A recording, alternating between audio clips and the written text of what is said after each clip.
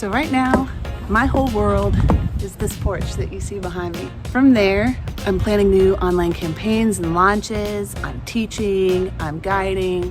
That's my office, that's my life. Those are the same kinds of jobs that I did when I was in Rome, but it wasn't the same kind of office. Back then, I didn't have a very Americana setting like this, but instead the Apostolic Palace. The Apostolic Palace is very formal, and it's a place where you should really be able to mind your P's and Q's. When I would go there, I would speak the Italian that I had learned to speak, you know, in my neighborhood coffee bar.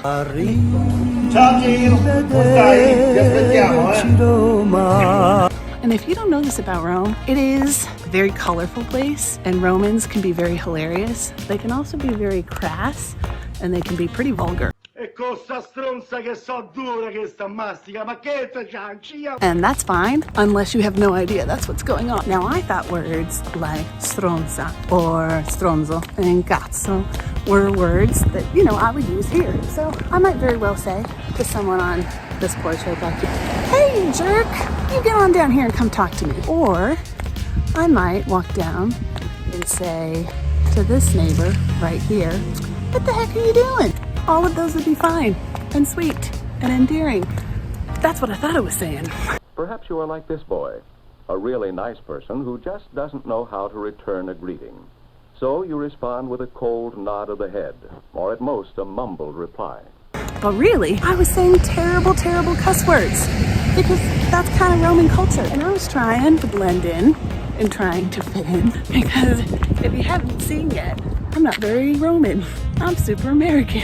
And of course, the people that I work with, who are my friends, think it's hilarious that this girl, who is super goody two-shoes, trying to be a good Catholic and trying to blend in, is cussing like a sailor without even realizing. Son of a...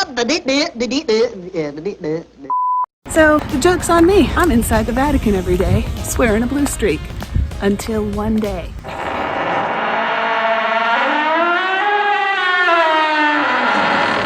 Head of the apostolic preaching, so you would call him the head preacher for the papal household. He comes in with some assistants, and I politely excuse myself and put my head down and exit the office where I was helping out.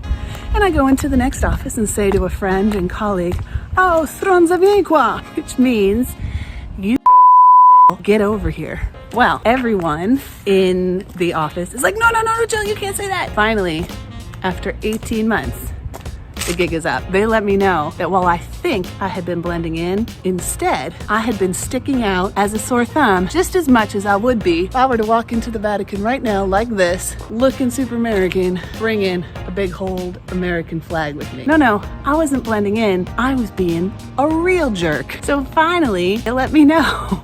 And I promise you that from then on, realizing that I needed to pay attention to the Italian I was learning in bars and cafes and with friends in Trastevere to practice very formal, very grammatically appropriate, very old-fashioned terms of protocol. Sempre subito. Santissimo Savonarò. Santissimo. Come sei bello, per esempio, come si volesse morire. And when I go inside the Vatican these days, I managed to achieve that. But after 18 months of learning how to blend in another way, if I'm having drinks with friends, if I'm sitting out on a terrazza, just like you would be sitting out on a porch, I can promise you that it's not the most polite words that I'm saying.